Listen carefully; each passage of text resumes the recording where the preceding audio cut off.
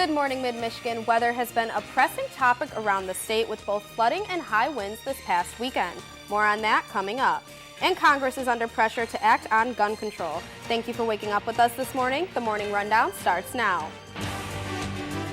From Mid-Michigan, Mount Pleasant's own News Central Morning Rundown starts now.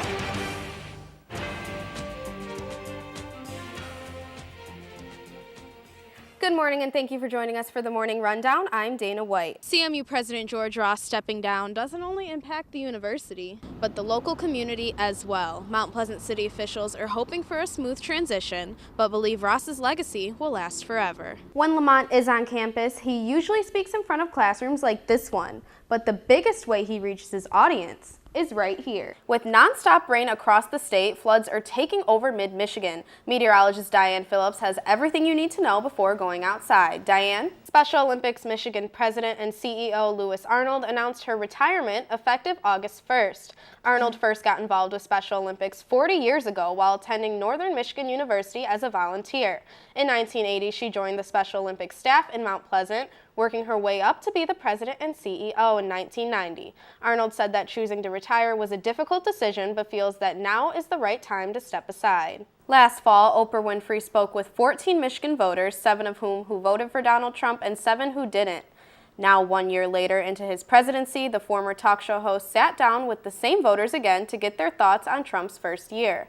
After the program aired Sunday night on CBS, Trump tweeted that Winfrey was insecure and called her questions biased, slanted, and factually incorrect. CNN's John Berman and Brian Stelter have more. We're joined now at the desk with meteorologist Diane Phillips. So I know we talked a little bit about the flooding earlier. What else can we expect? And if you think it's cold in Michigan, check out this frozen bald eagle in Oklahoma.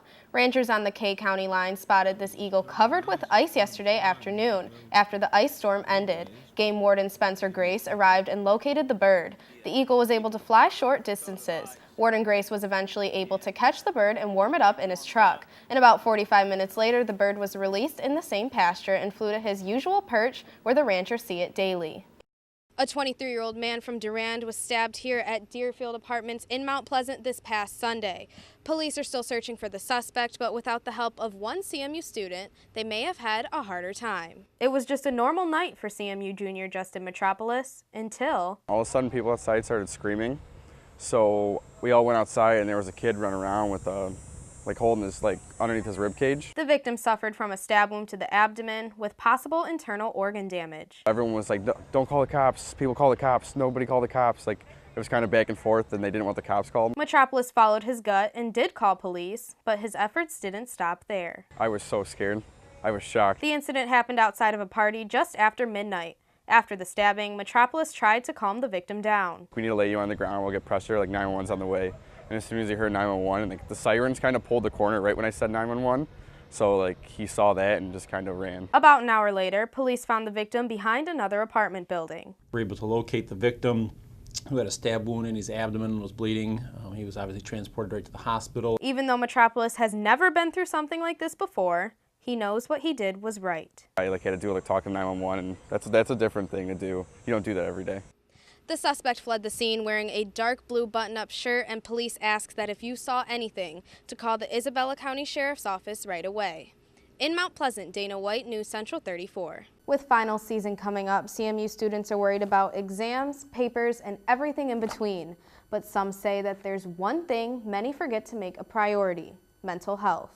I was diagnosed with anxiety and depression when I was in middle school. Brandon Edwards is a senior at CMU and has a long history battling with mental health. Some days that there isn't a problem, and then there's some days where I just can't get out of bed, no matter how hard I try. These struggles almost cost Edwards his life. In 8th grade, I had a suicide attempt in school. It was in class. I feel like that was my boiling point where I needed help and I needed to get it fast. Even though Edwards has overcome the worst, he knows the daily responsibilities in college play a huge part in his current stress.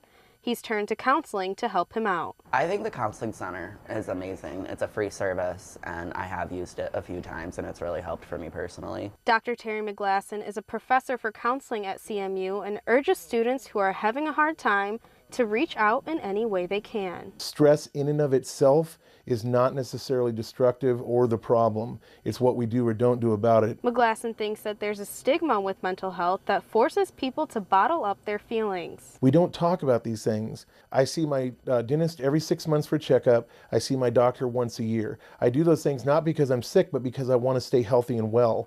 We do not have the same approach to mental health. According to the National Alliance of Mental Illness, 75% of all mental health conditions begin by the age of 24, which is prime college time. McGlasson says these problems are nothing to be ashamed of. There's nothing wrong with experiencing stress. It's part of the college experience. Edwards believes the best way to overcome these hardships are to talk about them, and don't keep them to yourself.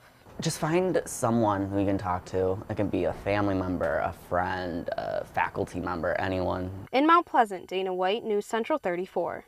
The Lowdown was more than just a radio show to a number of students of color here at CMU. L'Oreal Walker, the founder and producer of the show, was fired from her position as music director, and her show was canceled last week after a song was played that included profanity, which is a violation of FCC guidelines. My show was never intended just for me. It was never just about L'Oreal Walker. It was always about, me giving myself a platform to lend to other people as well. It's always been about us, for us, by us. L'Oreal Walker said she started the Lowdown with one goal in mind: to give CMU a new perspective on hip-hop culture. Walker believes her show being taken off the air was extreme. If you're not afforded the opportunity to make mistakes in college, then where are you safe to make the mistakes? We come here to learn. This is a learning facility. What do we want? Justice! When do we want it? Now! But according to University Communications, Walker is not currently enrolled at CMU. The radio station and many other student activities are intended as a learning experience specifically for CMU students. But even though Walker is not currently a student, there were over 50 other CMU students protesting with her on Wednesday. Universities have long been places where students come together to exercise their right to free speech. It's part of the higher education experience, and so as such, we certainly, as a university, support our students' right to peacefully demonstrate on campus. Walker's coworker and close friend Theron Logan believes this show was important for the Mount Pleasant community. This show means so much to everybody that's seen it and worked a part of it. I was a part of it, I know. Walker says that even though she's no longer able to host her show, she doesn't want this to stop other students from feeling comfortable expressing their opinions through hip-hop culture. The Lowdown was produced by Walker and 5 other co-hosts on campus. She said the department did not know she wasn't a student until after she was fired. Walker also noted that she was never told that she had to be a student in order to work at the radio station. Live in studio, Dana Whyte, News Central 34. With Hispanic Heritage Month in full swing, people are celebrating all around the country. But one student here at CMU says the campus needs to say less and do more. It's kind of hard.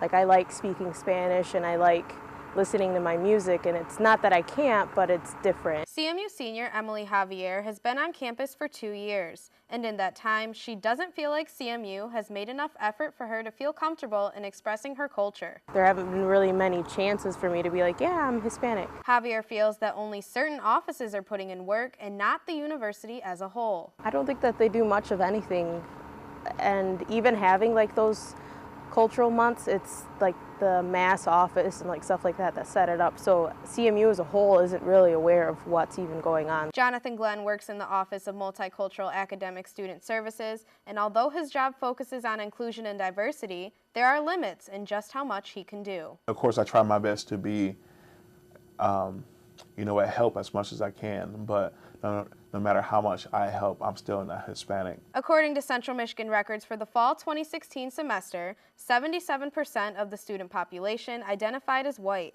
leaving only 8% African American students, and that leaves only 4% Latino. Assistant Director of Multicultural Recruitment Patricia Young went to CMU herself and understands the struggle. It does give you an inner struggle because you don't feel like you belong when you have a very few amount of students on campus or faculty and staff who can relate to your experiences. You do have that feeling of isolation. Javier believes that although there is a small number of Latinos on campus, that doesn't mean that they're not there. They want minorities here, but they're not doing much to make them feel welcomed. The minorities themselves have to go out of their way to find things and make this feel like a home, and it shouldn't be like that. In Mount Pleasant, Dana Whyte, News Central 34.